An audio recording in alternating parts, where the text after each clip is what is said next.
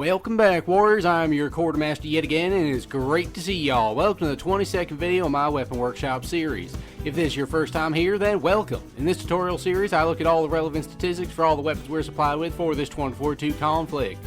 Mind you, some of the info on the weapon crates ain't exactly accurate, so that's why I'm here, to test them out for you and get you the most accurate info available. On top of gathering info, I also give you all my 3 suggested builds taking the field for dealing with all manner of combat situations. Today you'll be taking a look at our 4th sniper rifle, the XCE Bar. The XCE Bar is based on the TTS XCE by the German manufacturer TechTarget Schneider.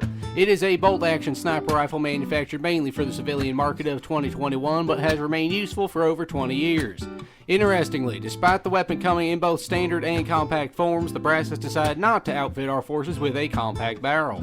This weapon can be chambered in a variety of cartridges, from the .308 Winchester to the .338 Lapua round. The XCE Bar has a base magazine of 5 standard issue rounds with 1 in the chamber. The rounds can be fired at a rate of roughly 67 rounds per minute, just ever so slightly faster than the SWS-10's 55 rounds per minute. In regards to range, there is no one-shot capability to the chest like there is with the SWS-10. Instead, from 0 to 29 meters, we deal 75 damage to the body. Then from 30 meters and beyond, damage drops to 60. This just means that no matter the range, a full health enemy will still take only 2 shots to down. Using these statistics, we end up with a TTK of 900 milliseconds for a 2-shot and 0 milliseconds for a headshot. The next ammo type we have available is the CQC rounds. These rounds are touted as having a higher rate of fire and reload speed at the cost of range and bullet velocity. Well, let me tell you, soldier, the brass has mislabeled something yet again. Who'd have thunk it? These rounds actually fire at roughly 65 rounds per minute, so that is slower than the standard issue rounds. But they come in a 7-round magazine with 1 in the chamber. These rounds are accurate where they say they have reduced range, however. From 0 to 74 meters, we deal 60 damage. Then after that, from 75 meters and beyond, damage drops to 35, putting these right on par with the CQC rounds of the SWS-10. Using these stats, we end up with a TTK of 923 milliseconds for a 2-shot and 1,846 milliseconds for a 3-shot.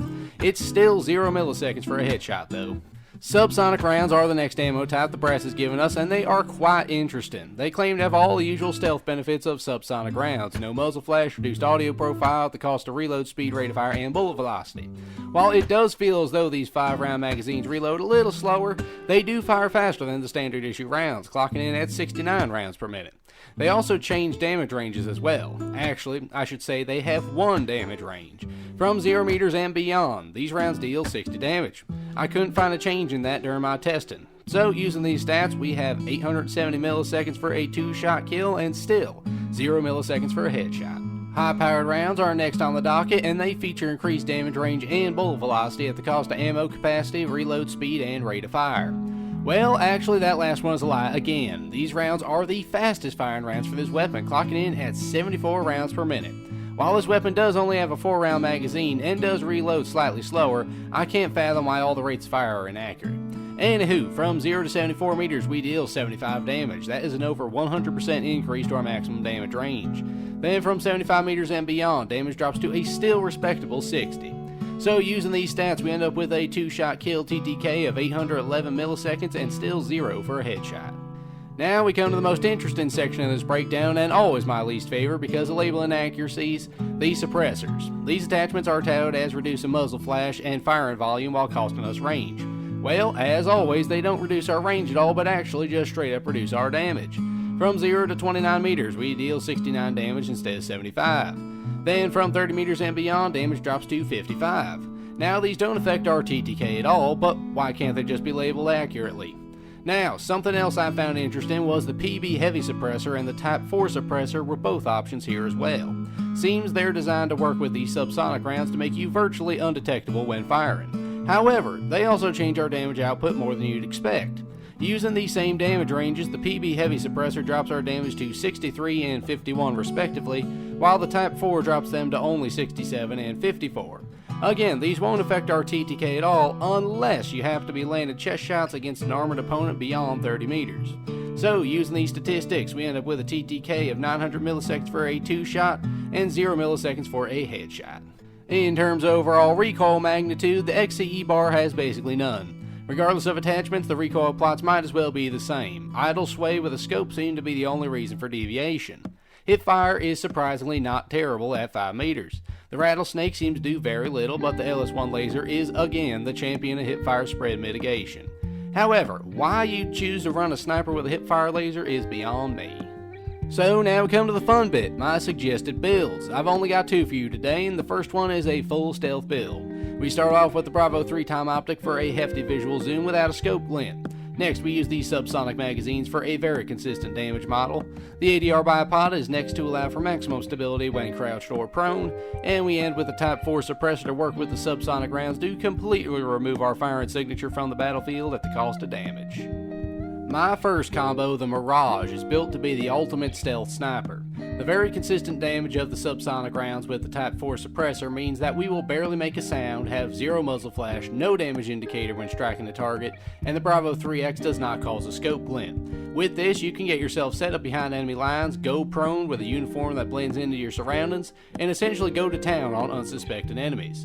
Of course, this will work best for hardcore fights, but it still makes you incredibly hard to pinpoint. Just make sure to always go for those headshots, as you should be doing that anyway. My second build fills a more traditional sniper role. It starts with the XCE Bar's unique optic, allowing for a 6x zoom with a very clear sight picture. The standard issue extended mags offer you the most ammo before reloading without the downsides of the CQC rounds, although total ammo is still lower. The ADR bipod can be used again, but if you're looking to be more mobile, swap it out with the Cobra grip. And we end with a tactical compensator to ensure that our rounds are firing exactly where we're aiming. My second build, Fire Support, is meant to assist a frontline push from afar, taking out enemy snipers and enemy frontline fighters to allow your lines to move up with reduced casualties. The 6x scope is typically more than adequate for any competent sniper in this role, but feel free to swap it out with a higher zoom optic if you need one. The standard issue extended magazines hold more ammunition before reloading, buffing our ammo capacity to 7 with 1 in the chamber, but the overall ammunition we can hold is decreased. I still went with this option because sometimes you just might need those extra 2 rounds in the pinch. The bipod remains a great attachment for a stationary distance support fighter, but if or when you need to be on the move, the Cobra grip works well for quick stops to pop off a shot. The grip and tactical compensator will ensure that all your shots are landing right where you're aiming. And there you have it, folks, all the stats you need to know and the best builds to properly utilize your awfully mislabeled XCE Bar. Combo 1 is the best stealth sniper build I may have ever seen in this conflict. Combo 2 is just a solid support sniper build that may or may not result in you getting picked off if you use the bipod. I did my best to get the most accurate stats on my personal testing of this weapon in the orbital testing range. So what do y'all think of the XCE Bar? Do you feel it's a good addition, or are you like me and think it's overall very generic?